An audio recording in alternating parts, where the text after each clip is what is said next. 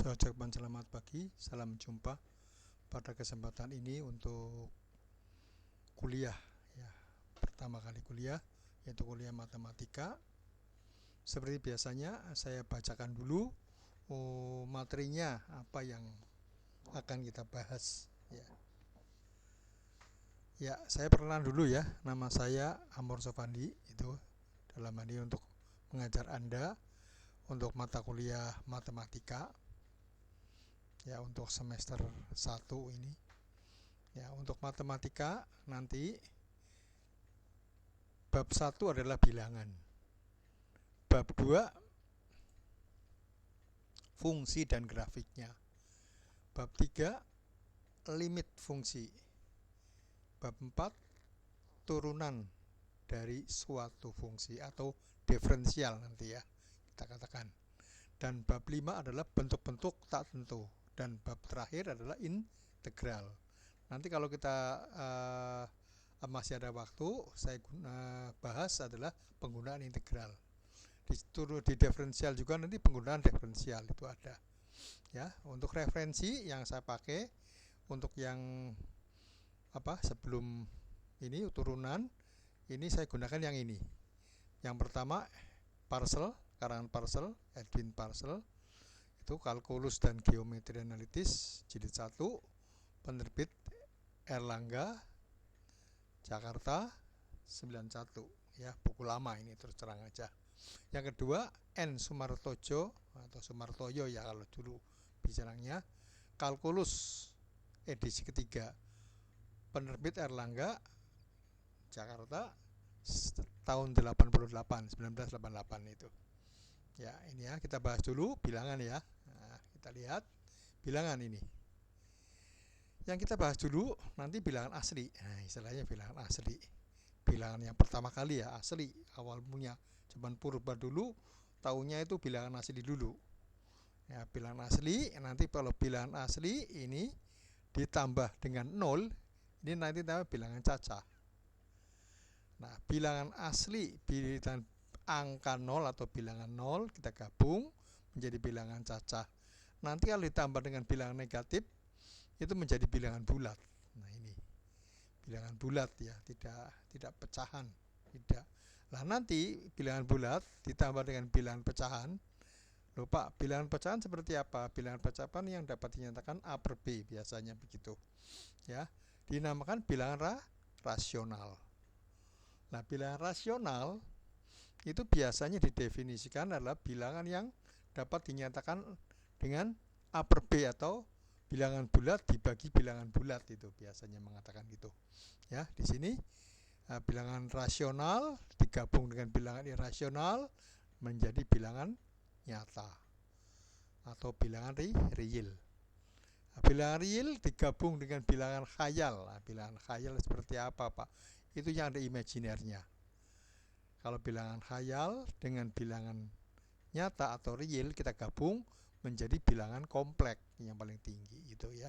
Tapi kita nanti cukup ke bilangan nyata aja atau bilangan real ya, kita bahas itu aja. Ya, jadi kita mulai aja dari bilangan. Ya, kita mau mulai dulu.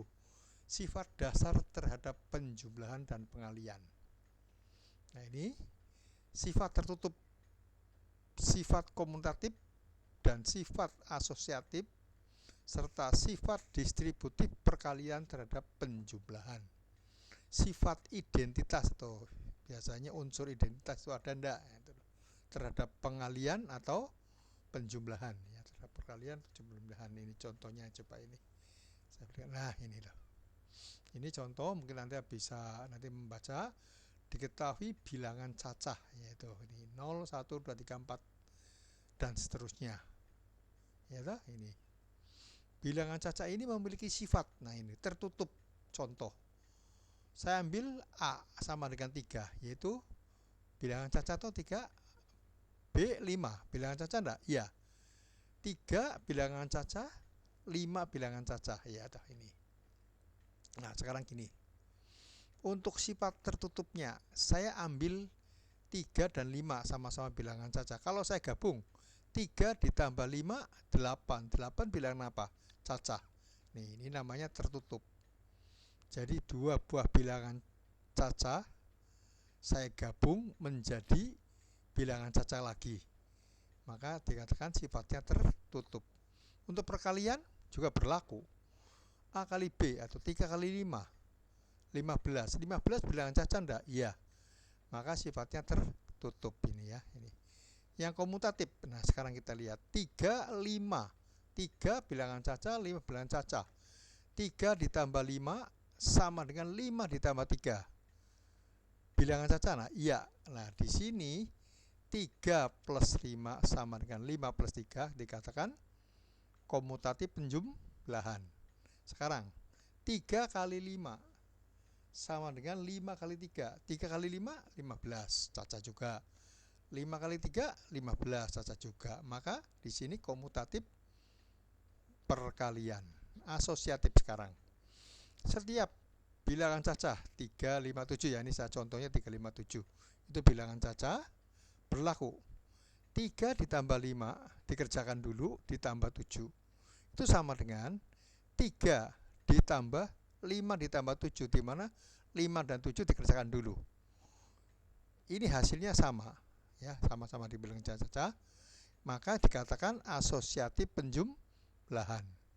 Untuk perkalian juga sama, 3 kali 5 dikerjakan dulu, hasilnya kalikan 7 sama dengan pasti 3 kali 5 kali 7. 5 kali 7 kerjakan dulu.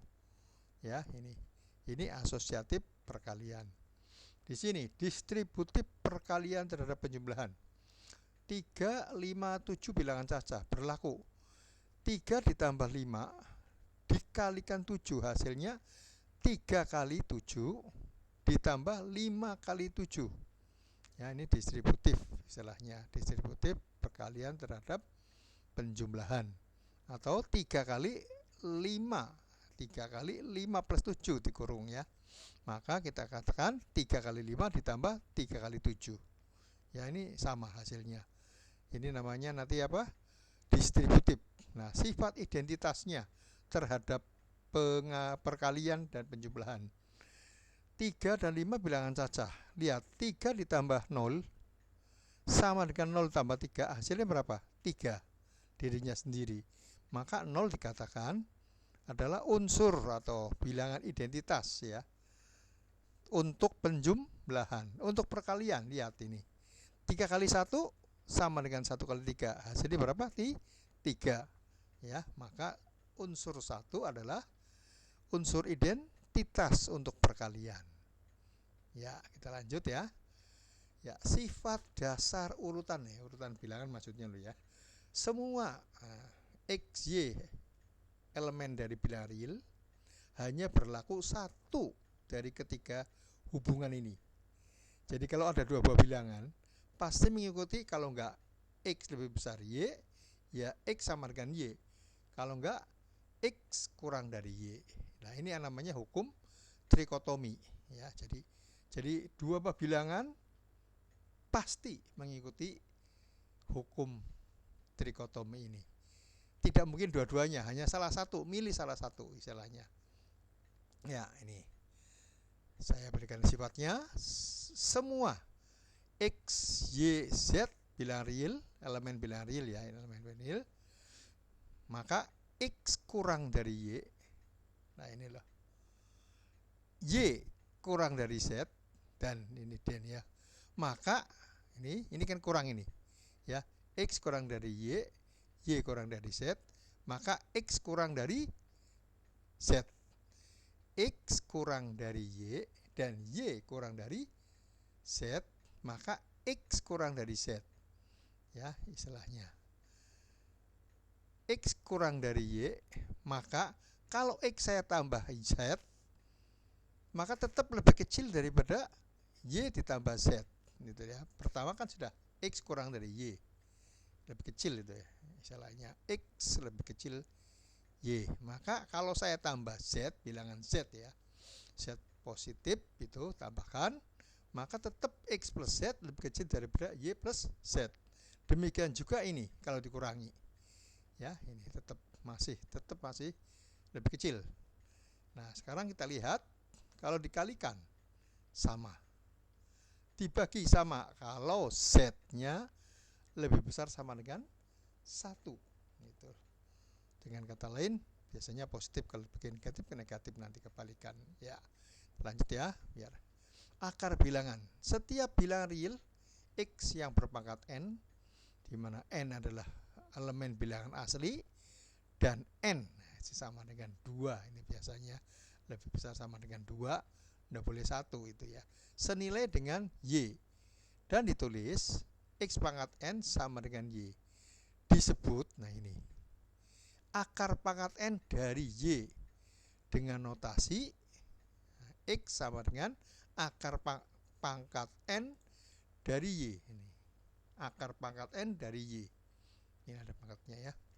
Akar pangkat 2, lah ini akar pangkat 2, ini akarnya pangkat 2, kalau ini akar pangkat N ya. Ini semua bilangan real, semua X bilangan real, maka akar X kuadrat sama dengan X positif jika X lebih besar sama dengan 0, min X jika X kurang dari 0 ya. Ini jadi istilahnya akar bilangan ini selalu positif ya. Itu kalau nanti persamaan berbeda nanti ya, kita lihat.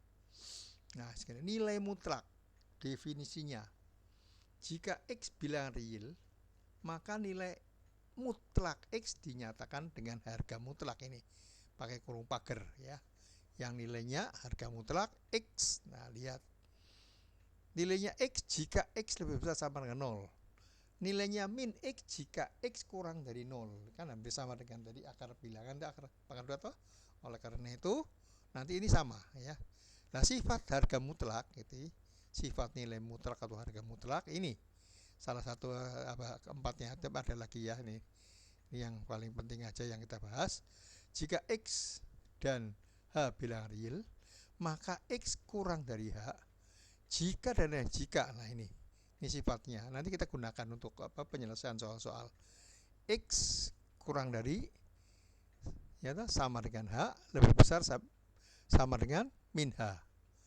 Nah, di sini kalau lebih besar, perhatikan ini, kalau lebih besar, kalau ini lebih kecil, lebih besar, ini X kurang dari sama dengan min H, atau X lebih besar sama dengan H gitu ya. Ini tiga ini 2 rumus penting ini.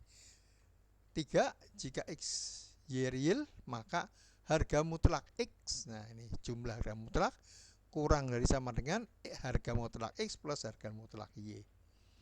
Yang keempat, ini harga mutlak X kurang dari harga mutlak Y jika X kuadrat kurang dari Y kuadrat ya. Ini jadi harga mutlak sama nanti akar pangkat 2 sama. Nah, ini hubungan akar pangkat 2 dengan nilai mutlak, ini harga akar pangkat 2 hasilnya ini sama ya, ini maka saya samakan ya. Itu lanjut ya biar cepat dikit. Nah, bilangan pecahan, definisi, jika A dan B bilangan bulat dan B tidak sama dengan 0, maka terdapat sebuah bilangan A per B. Lah ini loh, pecahan ya. A kali 1/B itu sama dengan A per B ya. A kali 1/B disebut hasil bagi dari, nah ini sebut hasil bagi dari A oleh B. A disebut pembilang, B disebut penyebut.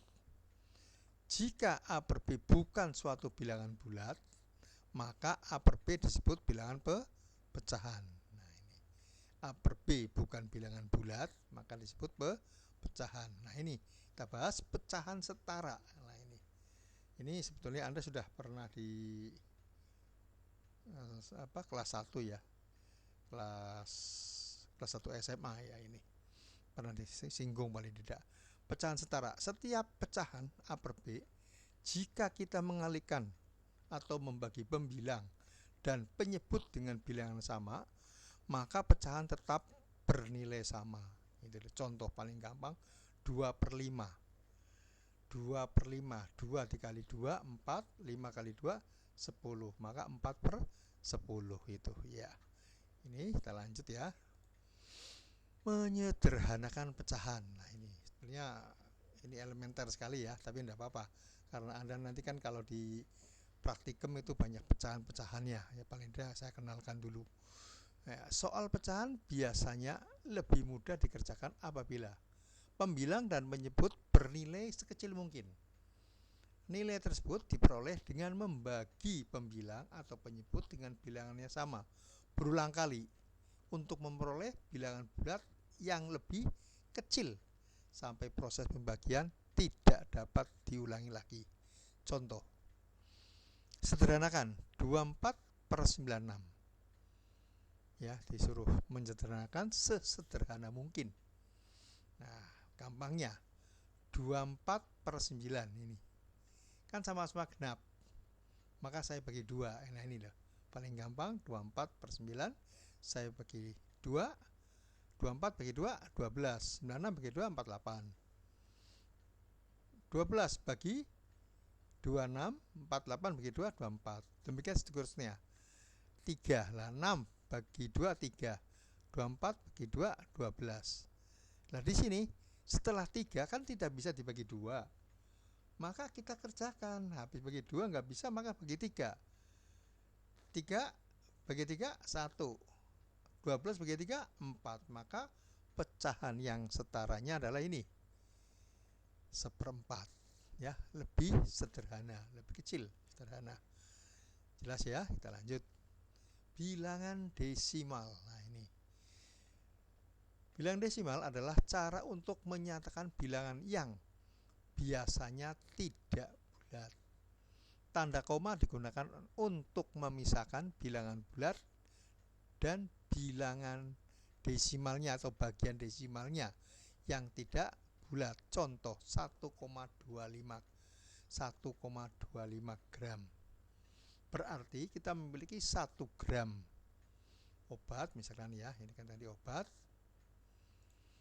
Ini ditambah 2/10. Nah, 2/10 dari 1 gram ditambah 5/100 dari 1 gram. Ini lihat, 2-nya kan 0,2 gitu ya. Maka per 10. Kalau yang 5/100. Kalau belakang lagi per 1000 dan seterusnya gitu ya. Lanjut. Nah, ini konversi antara pecahan dan desimal. Setiap bilangan desimal, nah ini atau bilangan bulat, dapat dikonversikan menjadi pecahan. Ya, bilangan pecahan hanya dengan meletakkan bagian desimalnya di atas penyebut 1. Nah, ini loh. Ya, ini kita lihat, ini bilangan desimal. Ubah 0,25 menjadi pecahan paling sederhana. Maka 0,25 ini saya bagi 1, ini loh ya. Nah, bagi 1 kita lihat atas dikalikan 100, bawah dikalikan 100. Hasilnya 25/100. Nah, sekarang disederhanakan. Oh, Pak, 25 saya bagi 25. 1. 100 bagi 25 4, maka 1/4 ya. Tapi nanti kalau Anda sudah biasa 0,25 ya nama pecahannya adalah 1/4 ya. Ini tetap teorinya tetap saya berikan. Ya, siapa tahu nanti ada yang lupa. Nanti kalau diberi soal kan ada yang lupa. Ya, ini. Coba kita lihat, nyatakan 2/5 dalam bentuk desimal. Ini. Dalam bentuk desimal coba. Nah, jawabnya gini. Kita langsung membagi pembilang. Nah, ini. Pembilang dengan penyebut. Paling gampang 2/5. Ya, lupa 2/5 kan kangelan. Nah, karena 2-nya kan lebih kecil ya daripada 5. Ya, jika pembilangnya lebih kecil dari penyebut, lah ini tulis pembilang sebagai tulis pembilang sebagai desimal dengan 1 atau lebih angka 0, artinya diberi setelah tanda koma untuk dapat melakukan pembagian. Jadi 2 dibagi 5 kan susah. Anda berikan 2,0 kan seolah-olah 20. Ya toh, 20 dibagi 5 kan 4. Nah, tapi karena ini 2,0, nah ini loh ya. 2,0 maka di sini 0,4. Kalau nanti kita terapkan 2,00. Nah gitu loh, 2,00. Nah, Pak, kan 2,00 dianggap 200 bagi ini kan 40 gitu loh, yaitu 40. Maka boleh Anda tulis nanti kalau ini 2,00 maka ditulisnya 0,40. 0,40 kan sama dengan 0,4 itu ya, nilainya sama. Ya, kita lanjutkan. Konversi pecahan dan presentase prosen istilahnya ya. Ini konversi pecahan menjadi presentase sangat mudah dilakukan, yaitu dengan mengalihkan pembilang dengan 100 dan mengevaluasi pecahan tersebut seperti menjadi desimal, lalu diberi tanda prosen. Nah ini lihat, nyatakan 4/5 dalam bentuk prosen. Paling gampang diapakan? Jawabnya kalikan 100 dulu 4-nya. Pembilangnya kalikan 100. Berapa? 400. Nah, 400 bagi 5. Nah, inilah. 400 bagi 5. Berapa? 80. Hasilnya 80. Langsung diberi tanda prosen. Jadi 80% ya. Jelas nih, dari pecahan menjadi persentase atau prosentase. Nah lanjut, konversi prosentase dirubah menjadi pecahan juga sangat sederhana. Nih, bagi bilangan tersebut ya maksudnya dengan 100, atau nyatakan pecahan dalam bentuk paling sederhana. Contoh aja nih, 55% dalam bentuk pecahan. Coba nyatakan 55% dalam bentuk pecahan. 5/100 itu ya, 5/100. Nah 5/100 disederhanakan. Nah 5/100 sederhanakan, atas dibagi 5 11, 100 bagi 5 20, maka 11/20 ya, pecahan sederhana. Ya, kita lanjut. Konversi desimal dan persentase. Cara paling cepat untuk mengkonversikan desimal menjadi ya ini loh, persentase adalah dengan mengalihkan bilangan desimal tersebut dengan 100, lalu memberi tanda prosen paling gampang setelah hasil ya ini ya. Desimal jadikan prosen, kalikan 100. Setelah itu hasilnya tambah prosen, tanda prosen itu. 0,6 kali 100 kan 60. Terus hasilnya kasih tanda persen. Dah selesai tadi. Ya, pengubah persentase menjadi desimal dapat dilakukan hanya dengan membalikan tahapan di atas. Tadi mengalihkan 100, sekarang membagi. Ya, ini kebalikannya. Nyatakan 12% dengan dalam bentuk desimal. Nah, itu. Tadi kan kalau dari desimal ke prosen kalikan. Sekarang kalau dari prosen ke desimal dibagi, bagi berapa? 100 kebalikannya. Contohnya 12% ya, 12/100. 12/100 menjadi desimalnya berapa? 0,12. Ya, lanjut. Ya, ini. Bilangan pecahan dapat ditulis dalam bentuk desimal. Uraian desimalnya selalu berakhir atau istilahnya terbatas, dan ada yang berulang. Nah inilah, ada yang berulang. Ini saya diberikan definisi. Gabungan bilangan bulat dan himpunan bilangan pecahan disebut himpunan bilangan rasional Ki. Bilangan rasional sebagai bilangan yang dapat dinyatakan sebagai hasil bagi dari dua bilangan bulat. Bilangan irasional atau tak rasional ini adalah bilangan yang tidak dapat dituliskan sebagai suatu hasil bagi dari dua bilangan bulat. Nah ini bilangan rasional, istimewanya ini akar 2, akar 3, akar 5, pi, e. Nah, bilangan e eksponen ya. Nanti Anda masih yang baru masuk di perguruan tinggi masih bingung, tapi ada sekolah-sekolah yang sudah mengajarkan. Ini eksponen ya, bilangan e. 2,7182 terus ya, nggak berhenti nih terus ya. Ini kita lihat pi bilangan apa?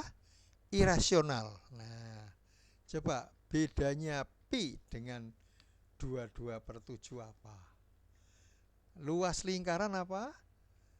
Ya, waktu di SD mungkin Anda mengatakan luas lingkaran atau keliling lingkaran. Luas lingkaran 22/7 kali jari-jari kali jari-jari. Iya, gitu. Tapi kalau yang di SMA biasanya mengatakan apa? Luas lingkaran pi r kuadrat. Iya. Ya. Berarti pi sama dengan 22/7. Ya, nah, lihat. Nanti Anda bisa buktikan. Pi adalah bilangan irasional, 22/7 bilangan rasional. Apakah sama? Tidak sama. Ya. Nanti coba Anda bisa buat tugas pi sama 22/7. Pi adalah irasional, 22/7 adalah rasional. Tapi Anda kalau cari luas kadang-kadang pakainya 22/7. Tidak pakai pi, ya. Tapi yang paling benar adalah pakai pi, ya ini. Ya, kita lanjutkan dulu aja ya. Nah, lihat. Pertidaksamaan. Nah, ini. Pernyataan seperti A kurang dari B, A lebih besar dari B, A kurang dari sama dengan B, dan A lebih besar sama dengan B disebut pertidaksamaan. Untuk menyelesaikan pertidaksamaan itu diberikan kaidah sebagai berikut. 1. Dapat menambah bilangan yang sama pada kedua pihak, ya, suatu pertidaksamaan. Jadi ruas kiri ruas kanan kalau ditambah 5, ruas kirinya ya ruas kanannya tambah 5. Nah, 2. Dapat mengalihkan. Nah, ini kedua pihak dengan pihak suatu pertidaksamaan dengan bilangan positif. Contohnya, ruas kiri dikali 5 maka ruas kanan dikali 5. Itu prinsipnya begitu.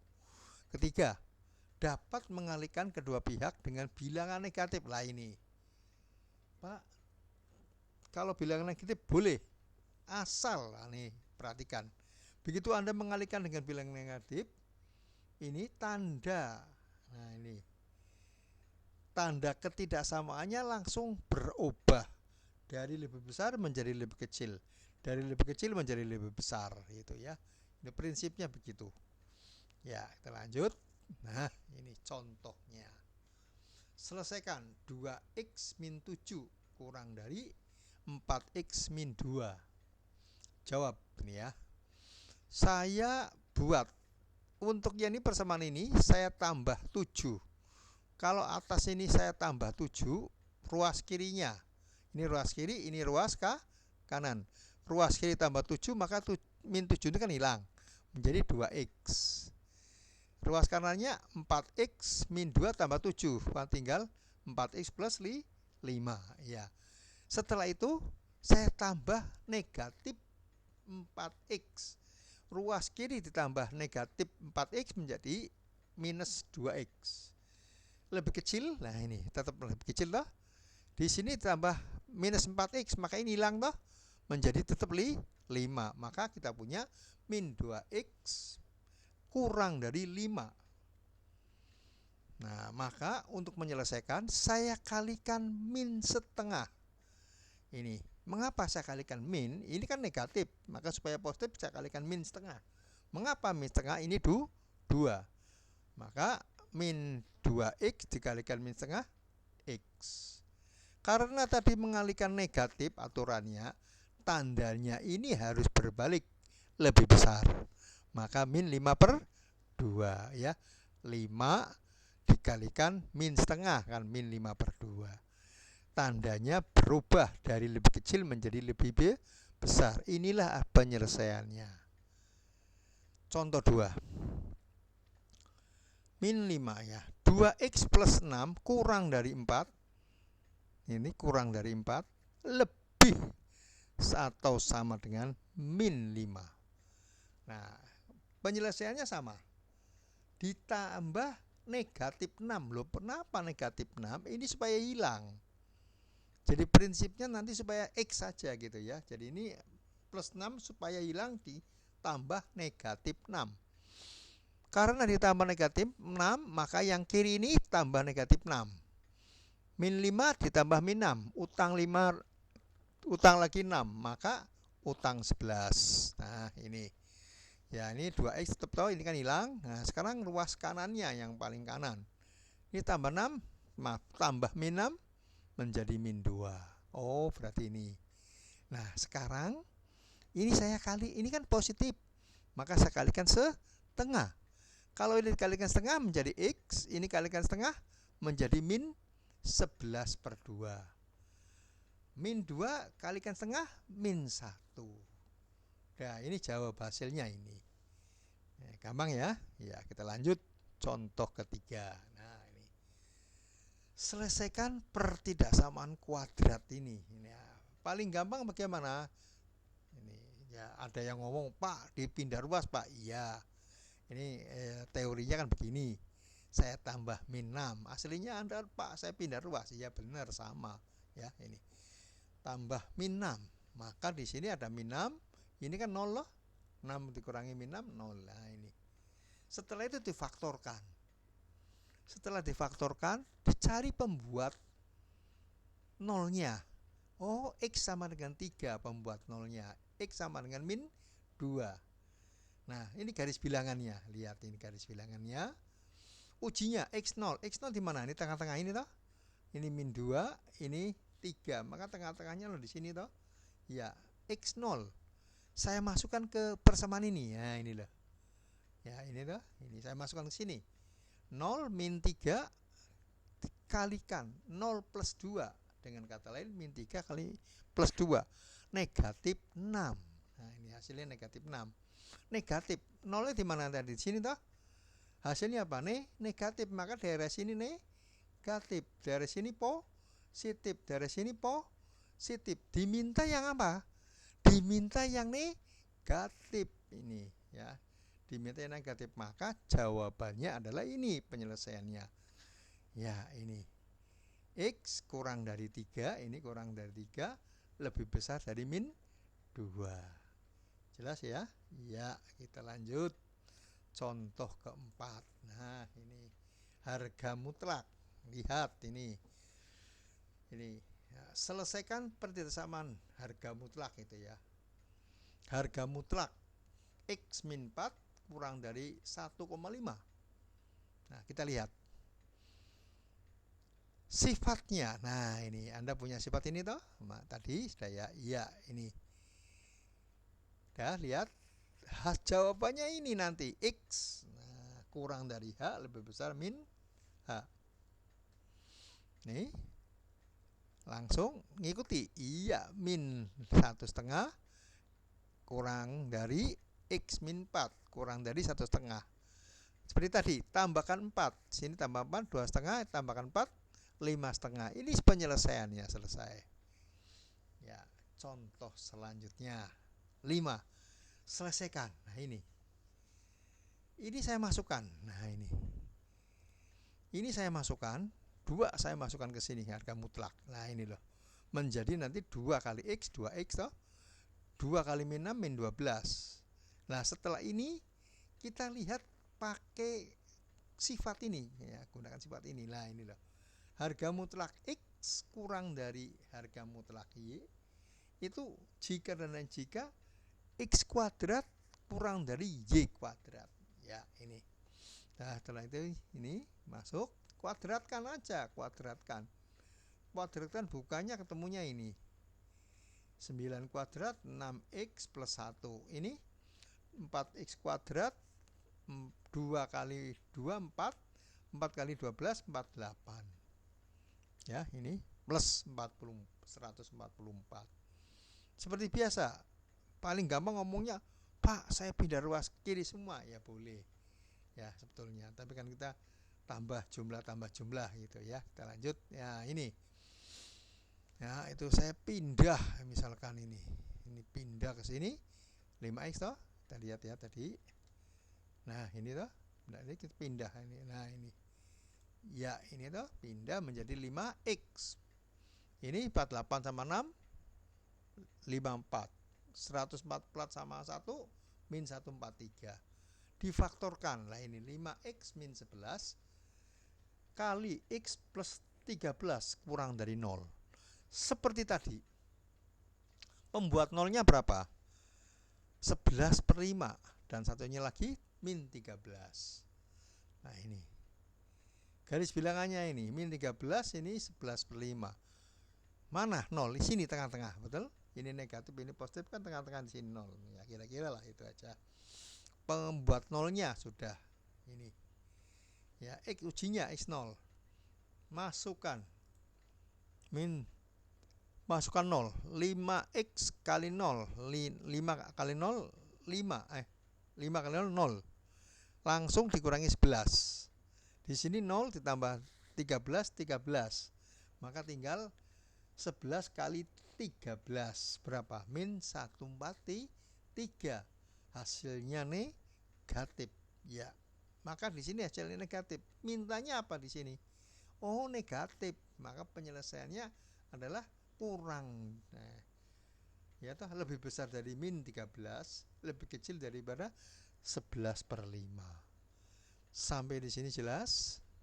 Iya, kalau sudah jelas saya akhiri. Sekian dulu ya, nanti untuk apa lebih jelas lagi latihan-latihan ya. Saya akhiri, selamat pagi, salam jumpa. Jangan lupa nanti tugas-tugasnya Anda kerjakan di kertas folio.